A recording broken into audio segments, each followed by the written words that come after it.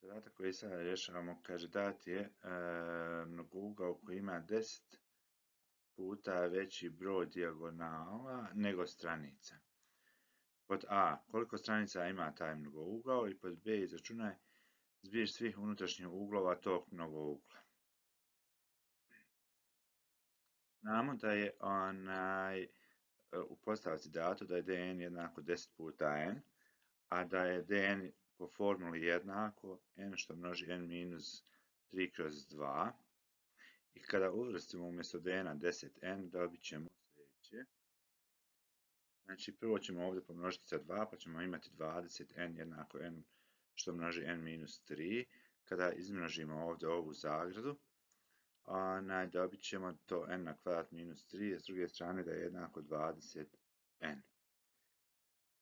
Sve ćemo prebaciti na jednu stranu i dobit ćemo n na kvadrat minus 3n minus 20n. Ovdje možemo sabrati minus 3n i minus 20n, pa ćemo dobiti minus 23n. Znači, n ćemo ovdje izvući ispred zagrade, ostaće nam u zagradi n minus 23. Proizvod dva broja je 0 ako je jedan od njih jednako 0, n jednako 0 ili n jednako 23. 0 ne može zato što nemamo mnogougao sa 0 stranica, jel tako?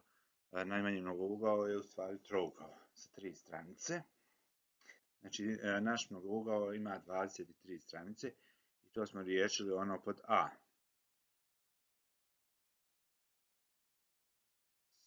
Sada ćemo rješavati ono pod B. Znamo da je zbir unutrašnjih uglova kod mnogougla Sn je jednako n minus 2 puta 180 stepeni. Znači imamo n minus 2 puta 180, n nam je 23, znači 23 minus 2 puta 180, odnosno 23 minus 2 je 21 puta 180. Kada to pomnožimo dobit ćemo 3780 stepeni. Znači mnogougao koji ima 10 puta više dijagonala nego stranica je mnogougao koji ima 23 stranice, a zbir unutrašnjih uglova tog mnogougla je 3780. Hvala na pažnji i prijatno.